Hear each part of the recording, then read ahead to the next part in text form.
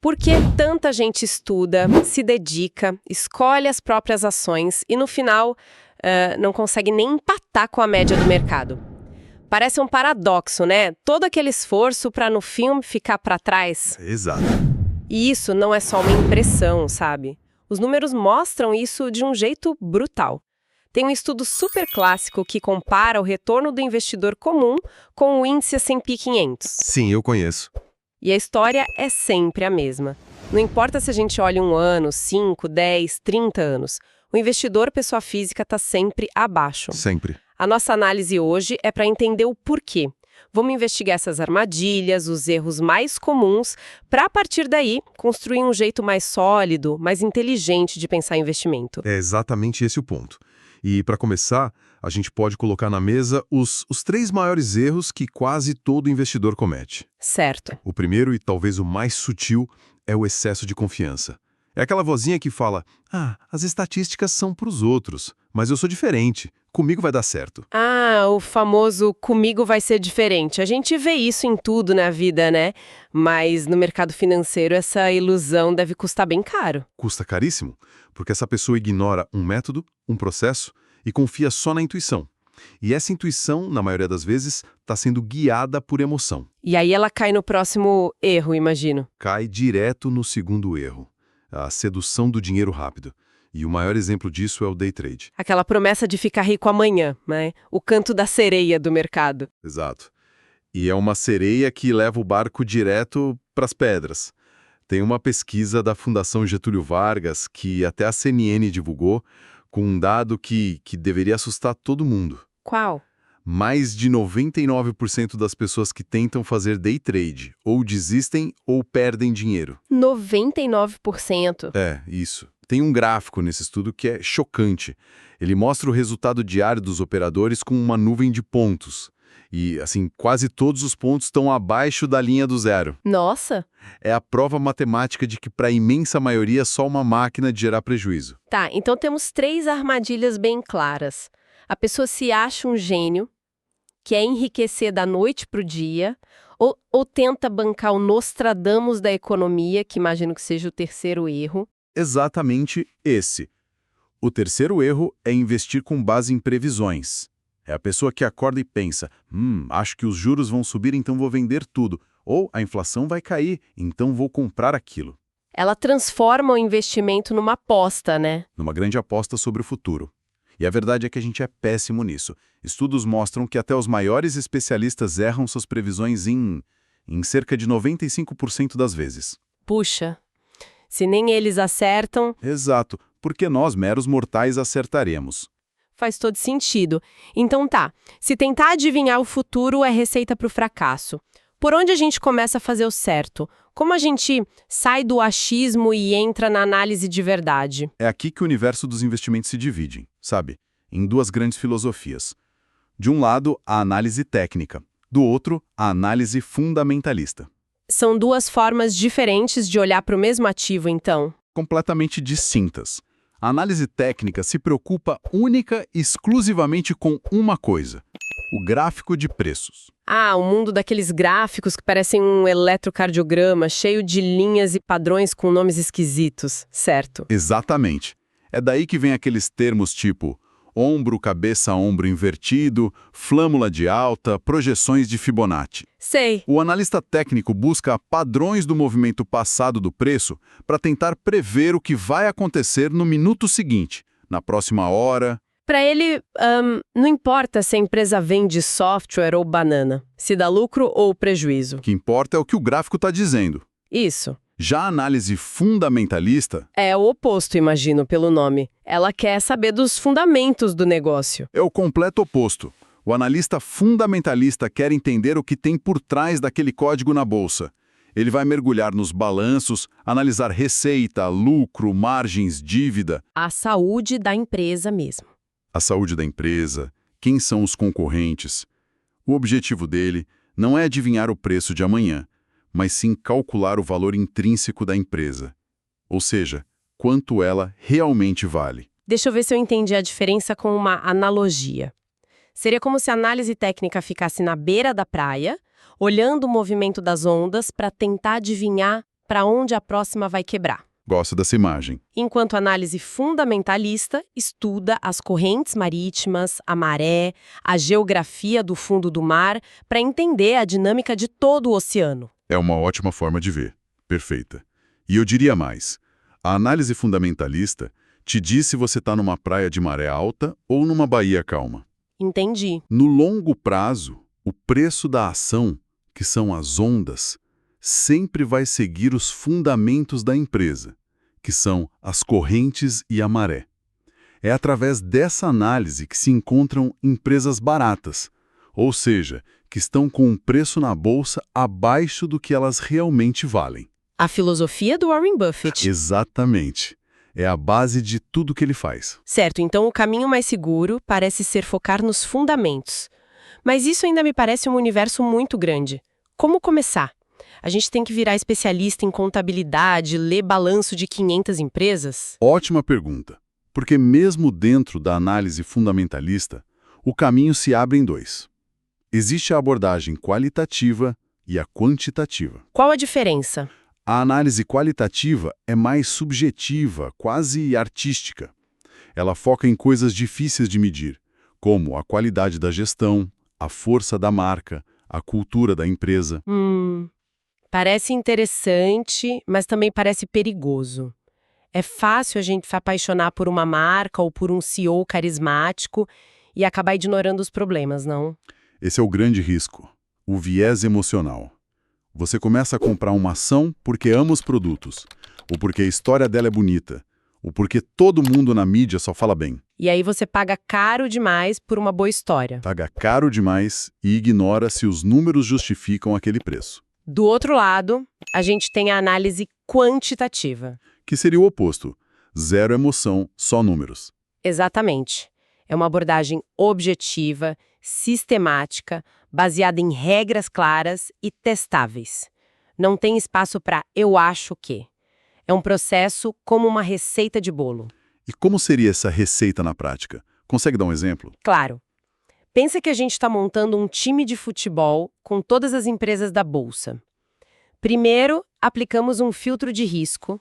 Ok. A gente corta os jogadores que se machucam muito. No mercado, são as empresas com baixa liquidez, aquelas difíceis de comprar e vender. Certo. Os pernas de vidro estão fora. Qual o próximo corte? O filtro de qualidade.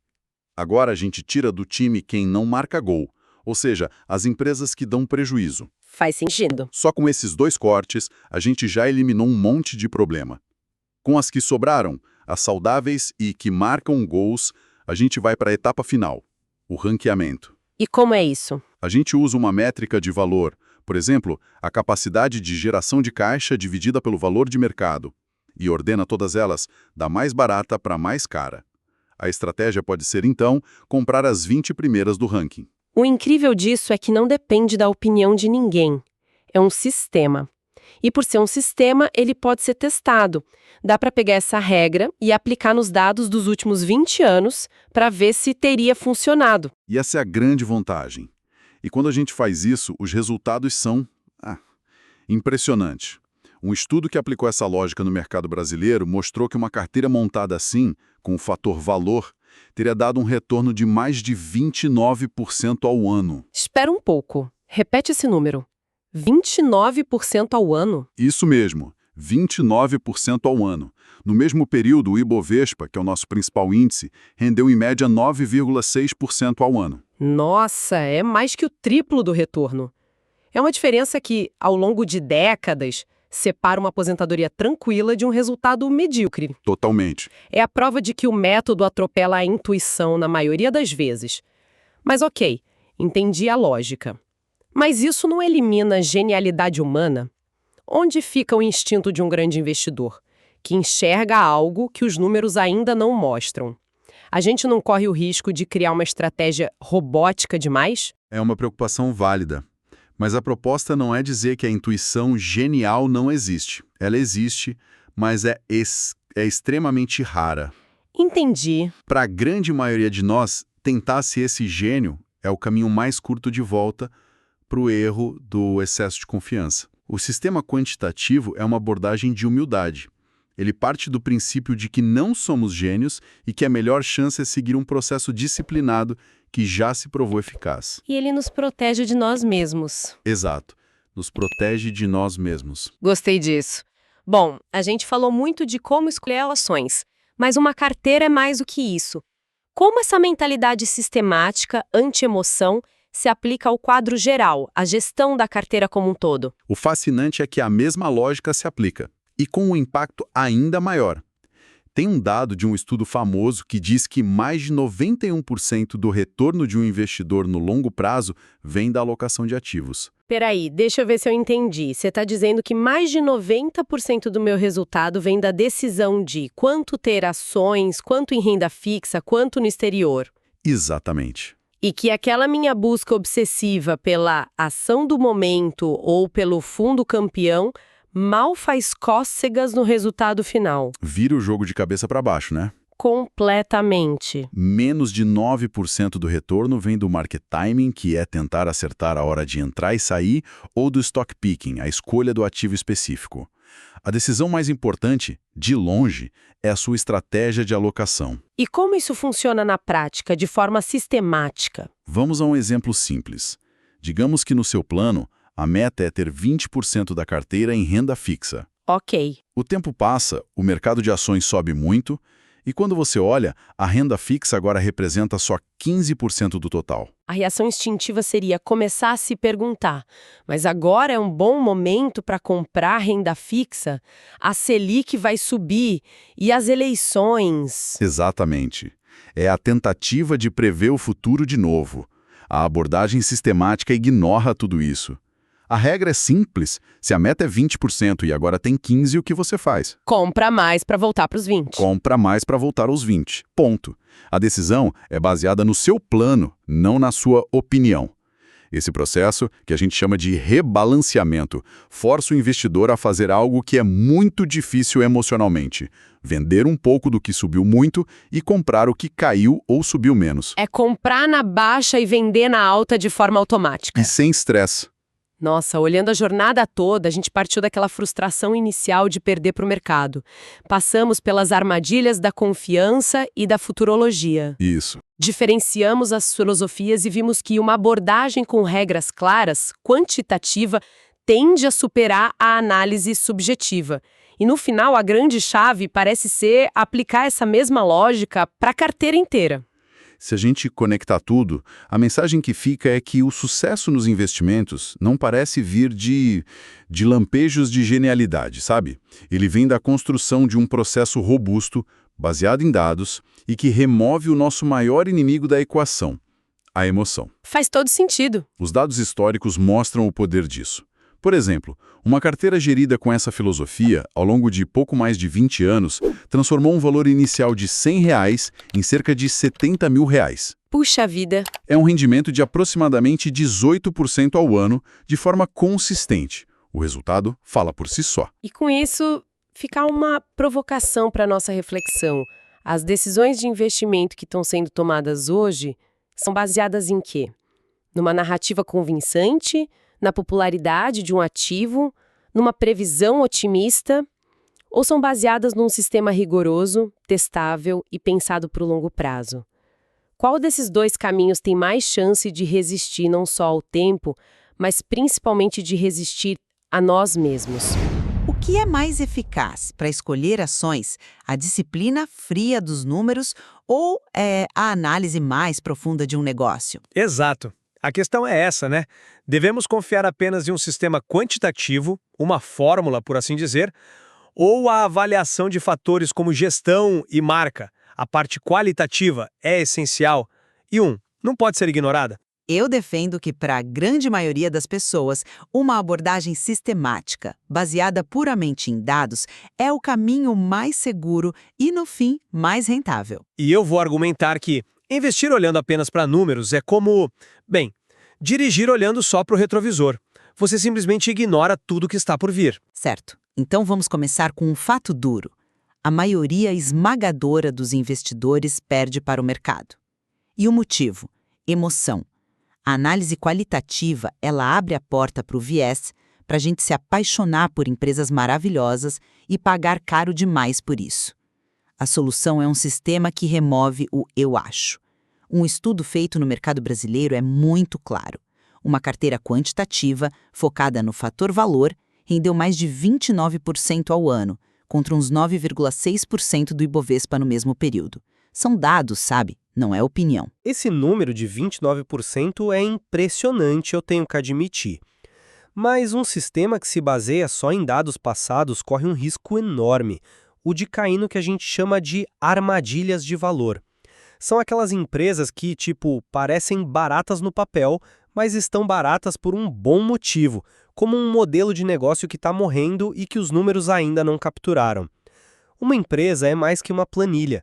O próprio Warren Buffett deixou de comprar apenas negócios estatisticamente baratos para focar em empresas maravilhosas a um preço justo. Ele percebeu que a qualidade, ela importa e muito. Mas aí que está. Nós não somos o Buffett. A análise qualitativa para o investidor comum é um convite ao erro. Os dados mostram que mais de 99% das pessoas que tentam operar na bolsa com base em intuição perdem dinheiro. Um sistema te força a ter disciplina. O simples ato de rebalancear a carteira, que é uma regra do sistema, responde por mais de 90% do sucesso, porque te obriga a comprar na baixa e vender na alta. Isso te protege de você mesma. E se o sistema te proteger tanto que te impede de ver o futuro? A sua abordagem quantitativa é reativa, ela só funciona com base no que já aconteceu. A análise qualitativa é o que nos permite olhar para frente, sabe? Entender se uma empresa tem cultura, tem inovação, tem liderança para sobreviver e prosperar na próxima década. E isso não é achismo, é uma análise de negócios. Um filtro numérico pode te dizer que uma empresa está barata hoje, mas só o entendimento do negócio pode dizer se ela vai sequer existir amanhã. Eu entendo o apelo dessa visão de futuro, de verdade. Mas como você testa isso? Como se protege da pura especulação? A grande vantagem de um método quantitativo é que ele é verificável. Nós podemos fazer um backtest de 20 anos e provar que a estratégia funciona. Não dá para fazer um backtest da sua intuição sobre a qualidade de um CEO. Um portfólio real, baseado em sistema, transformou R$100 mil em 1.700.000. No mesmo período, o Ibovespa transformou os mesmos 100 mil em 680 mil. A consistência de um método testado supera a genialidade esporádica. Concordo, claro. Consistência é fundamental. Mas desempenho passado não é garantia de retorno futuro. E o mercado muda.